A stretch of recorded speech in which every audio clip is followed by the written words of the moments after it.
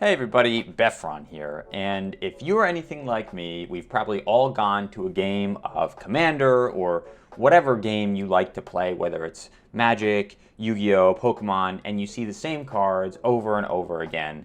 And today I'm really kind of talking about Commander specifically, as I just mentioned, and I'm trying to start a new series, a little bit of new year, new me, a little series that I'm going to call Cards You Probably Haven't Heard of But Should Definitely Maybe Play. And today's version will be the Blue Edition for Magic the Gathering. So, with that said, we're going to jump into 7 blue cards that maybe you haven't heard of and that you could consider bringing into your deck to bring a little bit of variety to your play group and just to have a little bit of originality. Play some cards that people haven't seen before that maybe somebody has to read again and see what they think. Let me know how they work out in your play groups and let me know what you think of these cards individually. So the first card we're going to talk about is a blue card from Ice Age called Dreams of the Dead. So this is a 3 and a blue enchantment for a card that lets you bring back white and black creatures. You pay 1 and blue to bring back any white or black creature from your graveyard, and then that creature, the drawback of that, it gains cumulative upkeep of 2, and then when it leaves the battlefield, it'll get exiled instead.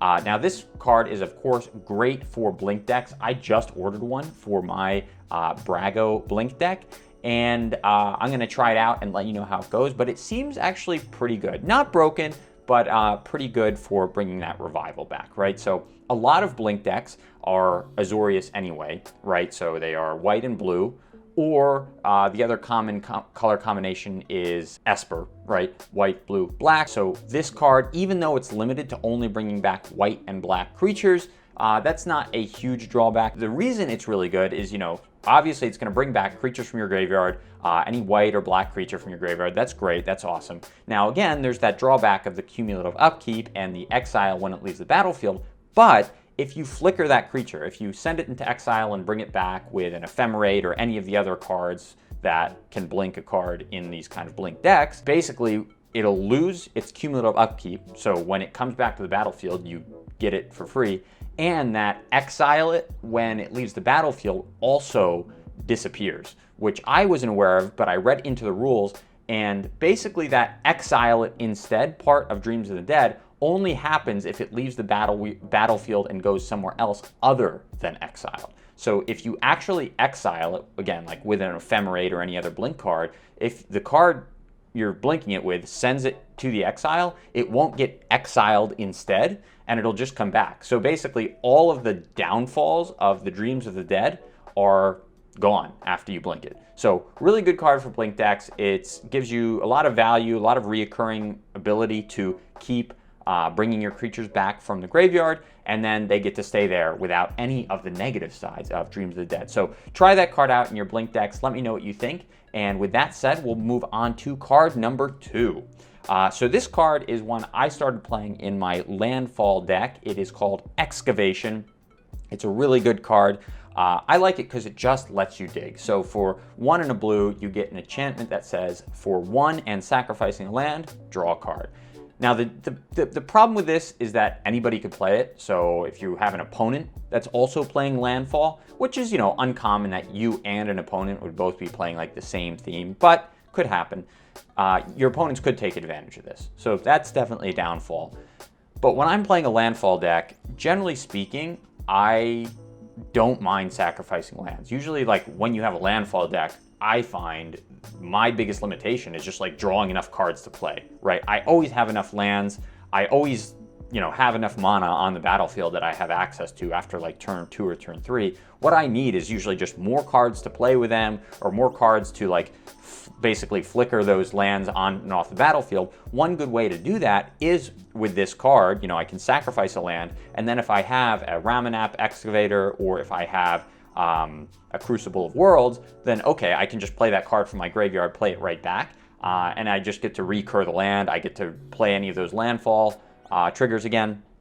And that's really good because a lot of times the problem with landfall decks is that you just run out of lands. So the ability to just easily sacrifice lands, so just being able to sacrifice a land and then keep bringing it back is really good. So play this card in your landfall decks. Let me know if it helps you. Again, it's helped me plenty of times to draw into my win condition.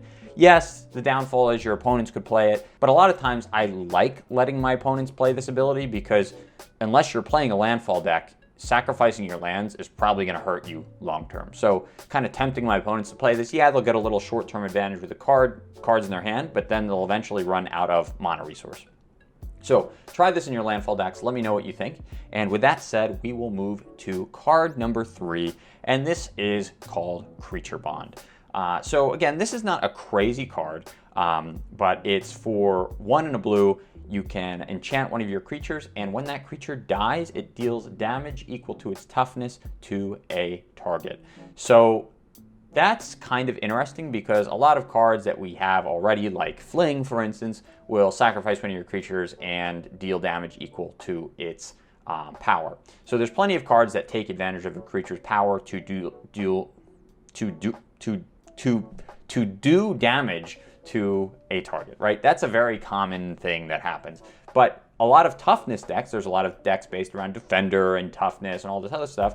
I think Creature Bond could fit into this pretty interestingly. Not a crazy good card, but something that I thought was pretty unique and that maybe you could bring into one of your toughness decks. Certainly a lot of mill decks are based around Phoenix. So basically, you need creatures who are high in toughness in order to take advantage of Phoenix's abilities. If you happen to have like a Charix the Raging Isle or a Tree of Perdition, you could take advantage of that and deal like 17 or 13 damage right to an opponent, which could be game ending depending on where you are in the game state. Another interesting thing that I really want to try with this is like using this with a Tree of Perdition. Basically, Tree of Perdition says you tap it to switch the toughness with one of your opponent's lives. So then Tree of Perdition ends up with 40 toughness and one of your opponents ends up with only 13 life left. And then you could somehow sack the Tree of Perdition or let it get killed or however you want to get rid of it. And then you end up dealing 40 to somebody else. So you've reduced somebody to 13 and then completely killed somebody else. So you now have only one opponent with 40 life and one opponent with 13 left. So some little tricky things you can do with that card. Let me know what you think. I think it's a little bit janky, but try it in some janky deck that you want to put together and let me know how that goes. So card number 4 is Psychic Allergy. This card, I was just kind of looking through a lot of cards, and this absolutely wins the Weird Face tribal deck. No way to put it. I have never seen a card this kind of creepy and weird looking.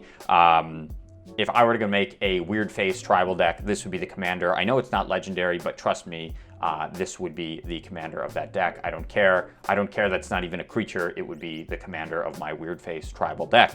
That would go along very well with Ray of Command, Snowfall, Teferi's Imp, and Thalicos Drifters, all in my Weird Face tribal deck. I haven't put it together yet, but let me know down in the comments below your Weird Face tribal deck list. That's very important. It's the next deck I'm going to put together. It's at the top of my list, Weird Face tribal. One other card that goes in the Weird Face tribal deck, and I'm not sure of, is Aether Barrier. This is one of those cards, like, I can't tell if that thing is like him, like 2 eyes and he's like smiling, or if that's like part of the structure of this like crab thing that we're looking at in Aether Barrier. I really can't tell. Let me know what you think. I don't know if that's one of those like you can't unsee it things like with the Diglett, and you don't know if that's his nose or his mouth with a little like single tooth in it.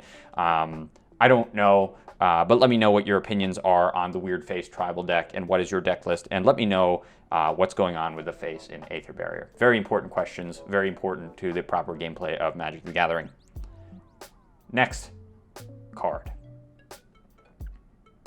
Number 5 is Sister of Silence. So in all seriousness, this is a interesting card because I was looking through kind of the card database of Magic the Gathering, and until very recently, we have not had the ability to counter a triggered or activated ability on a creature.